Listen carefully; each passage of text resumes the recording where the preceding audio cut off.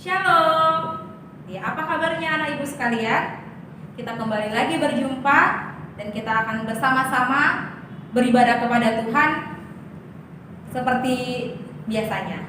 Nah, untuk hari ini kita akan sama-sama belajar dari kebenaran firman Tuhan. Namun terlebih dahulu, mari kita mengambil sikap berdoa. Kita datang kepada Tuhan untuk mempersiapkan hati dan diri kita datang kepada Tuhan. Saat teduh dimulai.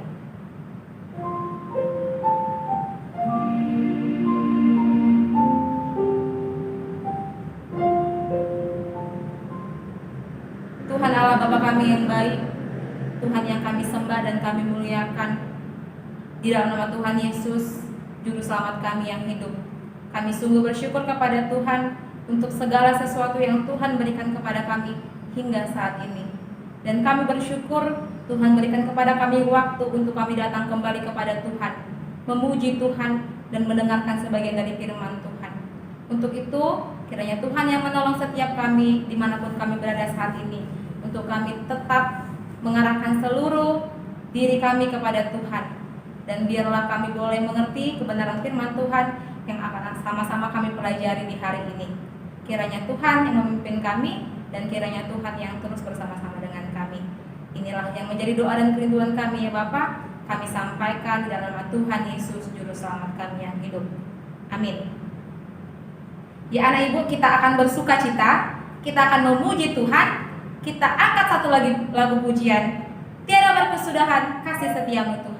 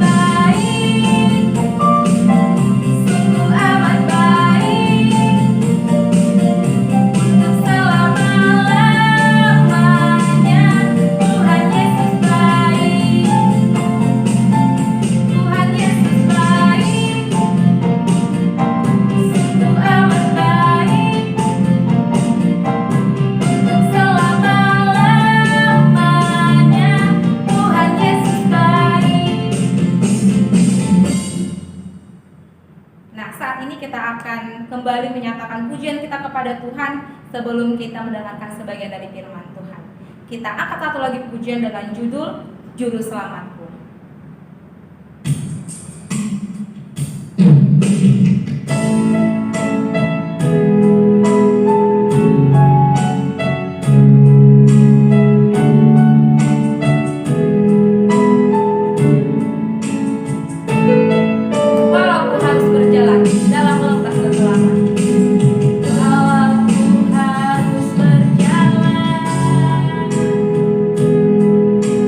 Dalam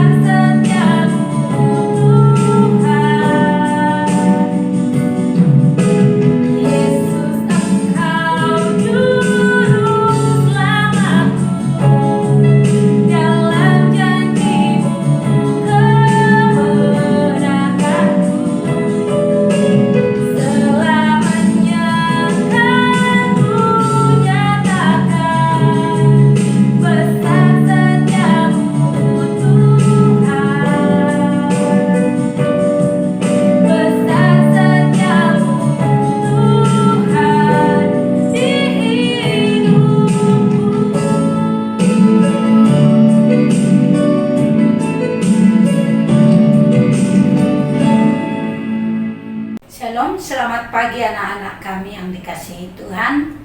Saat ini kita akan membaca, merenungkan kebenaran firman Tuhan. Dan kita berdoa kepada Tuhan, mohon tuntunan Tuhan. Kita berdoa. Bapa di surga, pada saat ini Tuhan kami datang kepadamu.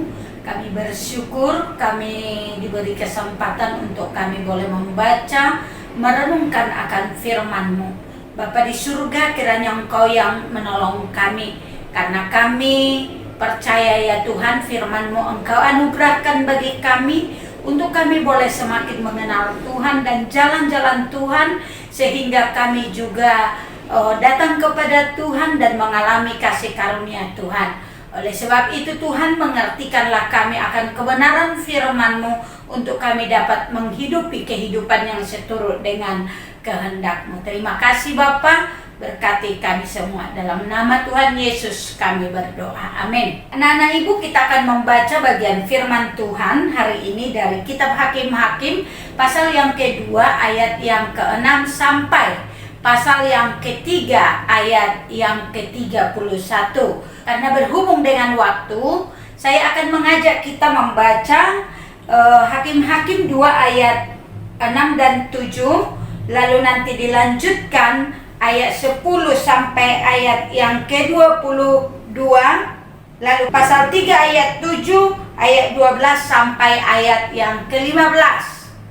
Nah, anak-anak kami boleh mengikuti baik melalui membaca Alkitab yang ada di tangan kalian ataupun melihat di layar perangkat yang kalian pegang saat ini. Ibu akan baca dari tempat ini, anak-anak kami di tempat masing-masing. Setelah Yosua melepas bangsa itu pergi, maka pergilah orang Israel itu masing-masing ke milik pusakanya untuk memiliki negeri itu.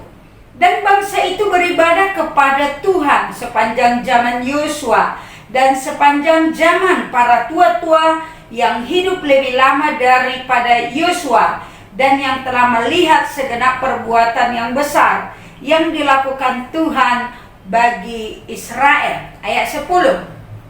Setelah seluruh angkatan itu dikumpulkan kepada nenek moyangnya, bangkitlah sesudah mereka itu angkatan yang lain yang tidak mengenal Tuhan ataupun perbuatan yang dilakukannya bagi orang Israel. Lalu orang Israel melakukan apa yang jahat di mata Tuhan dan mereka beribadah kepada para Baal. Mereka meninggalkan Tuhan, Allah nenek moyang mereka yang telah membawa mereka keluar dari tanah Mesir, lalu mengikuti Allah lain dari antara Allah bangsa-bangsa di sekeliling mereka dan sujud menyembah kepadanya sehingga mereka menyakiti hati Tuhan. Demikianlah mereka meninggalkan Tuhan dan beribadah kepada para Baal dan para Astoret. Maka bangkitlah murka Tuhan terhadap orang Israel. Ia menyerahkan mereka ke dalam tangan perampok dan menjual mereka kepada musuh di sekeliling mereka, sehingga mereka tidak sanggup lagi menghadapi musuh mereka. Setiap kali mereka maju, tangan Tuhan melawan mereka dan mendatangkan malapetaka kepada mereka, sesuai dengan apa yang telah diperingatkan kepada mereka oleh Tuhan dengan sumpah, sehingga mereka sangat terdesak. Maka Tuhan membangkitkan hakim-hakim yang menyelamatkan mereka dari tangan perampok itu. Tetapi juga para hakim itu tidak mereka hiraukan, karena mereka berzina dengan mengikuti Allah lain dan sujud menyembah kepadanya. Mereka segera menyimpang dari jalan yang ditempuh oleh nenek moyangnya yang mendengarkan perintah Tuhan. Mereka melakukan yang tidak patut. Setiap kali apabila Tuhan membangkitkan seorang hakim bagi mereka, maka Tuhan menyertai hakim itu dan menyelamatkan mereka dari tangan musuh mereka selama hakim itu hidup. Sebab Tuhan berbelas kasihan mendengar rintihan karena orang-orang yang mendesak dan menindas mereka.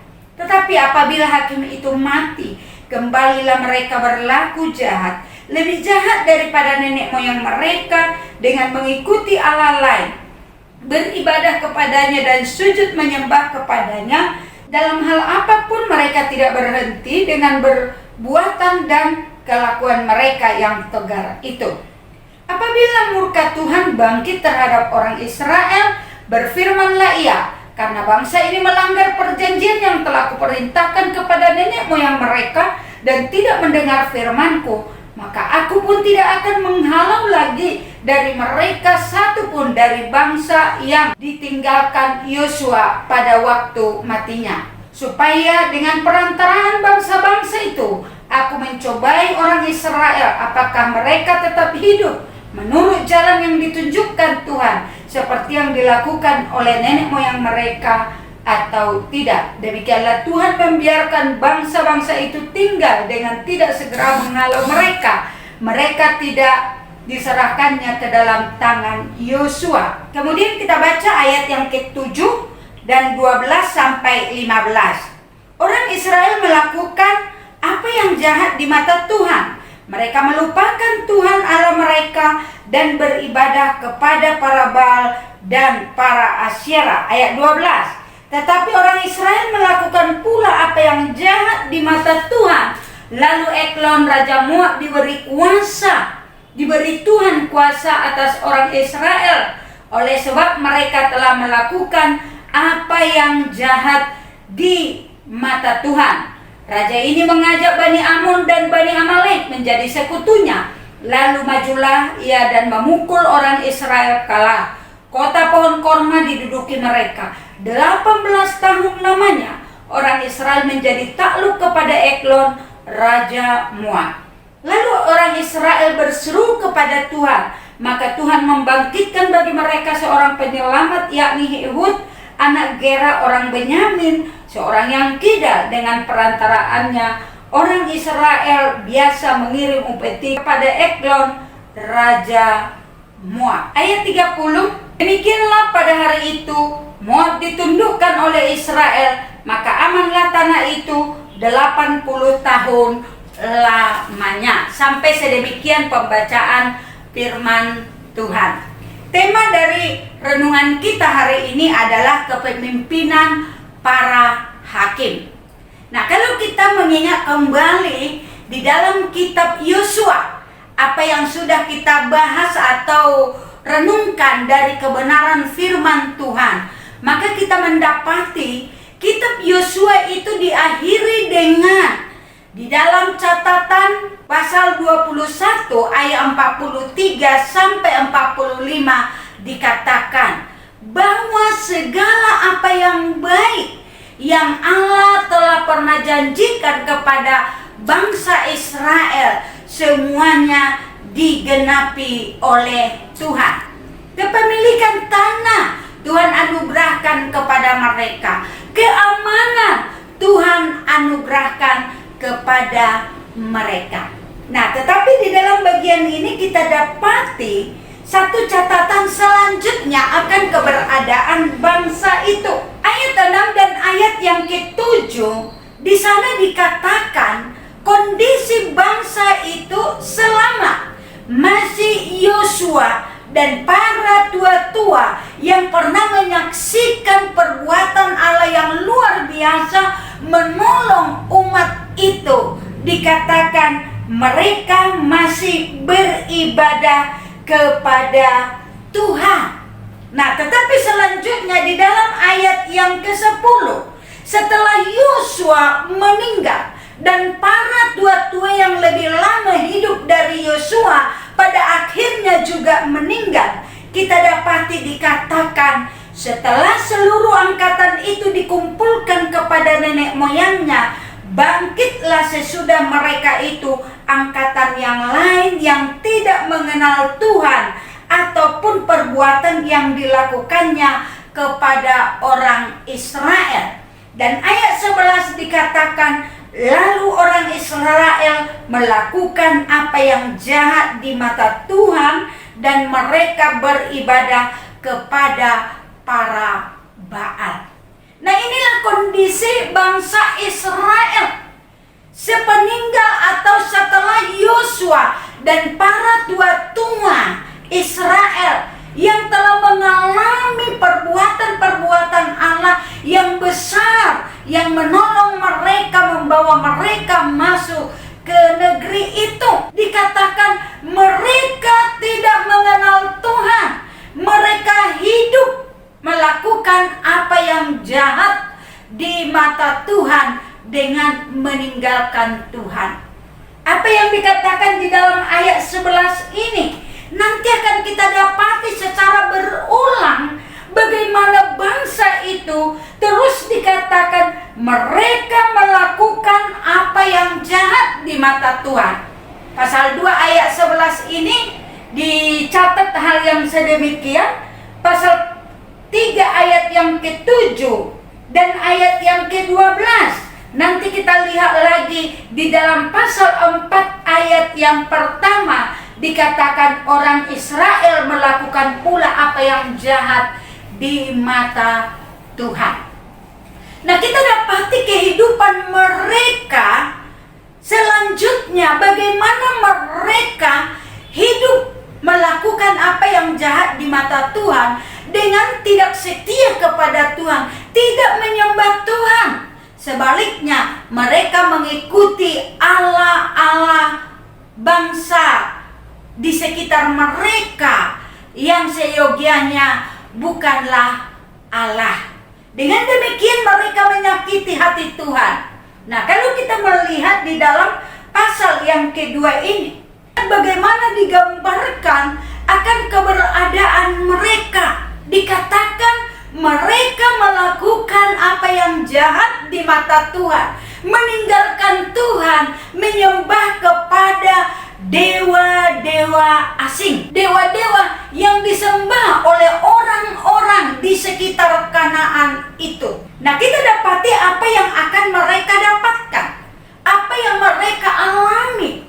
Dikatakan Tuhan murka dan membiarkan mereka dijajah, ditekan, ditindas oleh bangsa di sekitar mereka.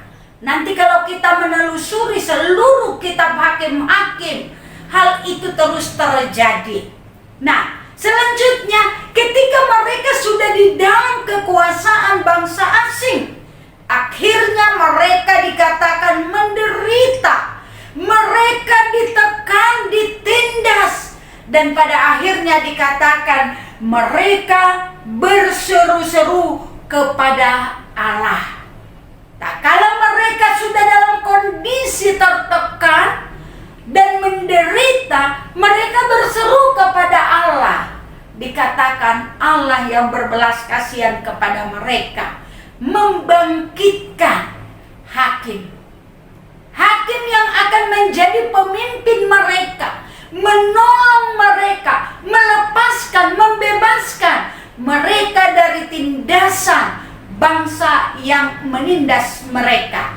Nah, kalau kita melihat di dalam Hakim-Hakim pasal yang ketiga ini, ada 3 hakim yang dicatat di sini. Yang pertama Otniel, yang kedua Ehud, dan yang ketiga Samgar.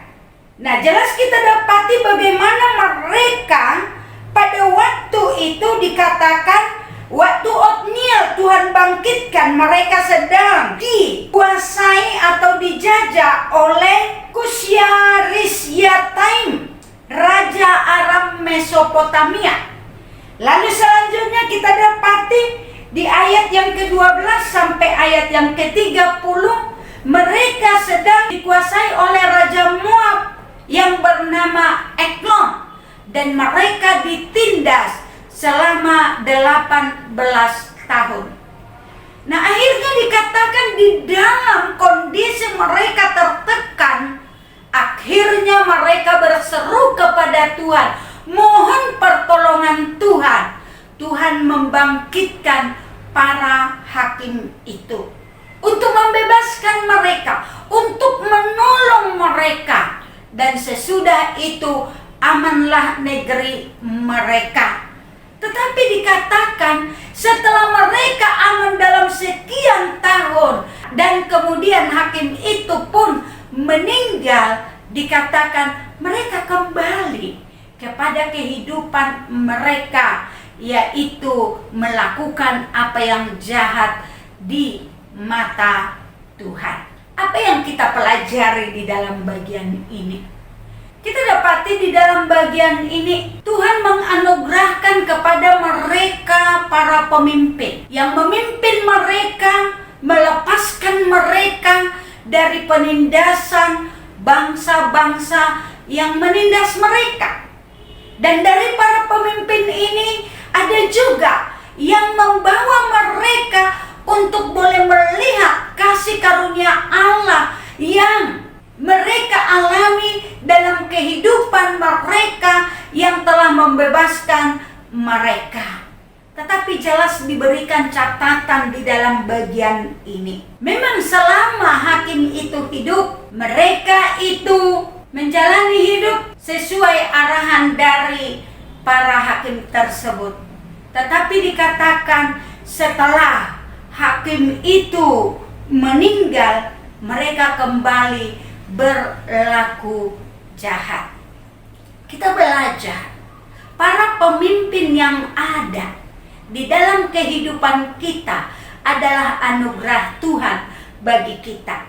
Di dalam berbagai peran kehidupan mereka, baik itu pemimpin sosial, pemimpin lembaga, pemimpin bangsa, pemimpin kerohanian yang Tuhan anugerahkan, itu adalah berkat Tuhan dalam hidup kita untuk kita dapat menjalani kehidupan seharusnya melihat Tuhan yang berperan dalam hidup ini.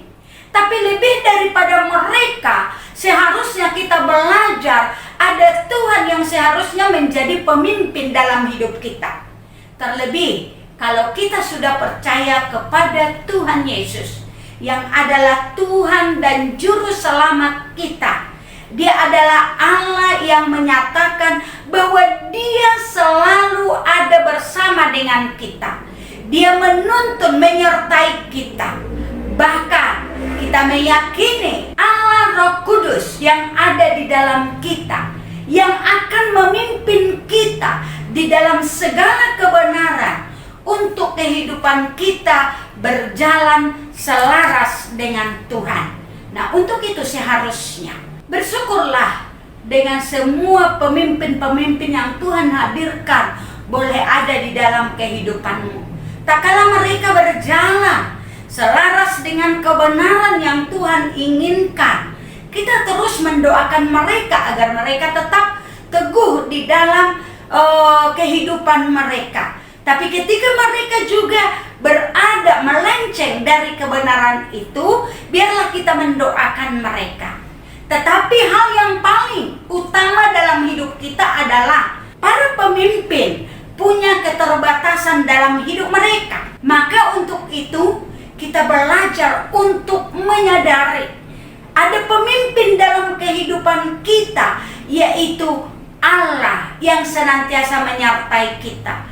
Bahkan Allah Roh Kudus yang ada di dalam hidup kita, yang terus mengajari kita, menuntun kita di dalam kebenaran, sehingga kita melangkah seturut dengan kehendak Tuhan.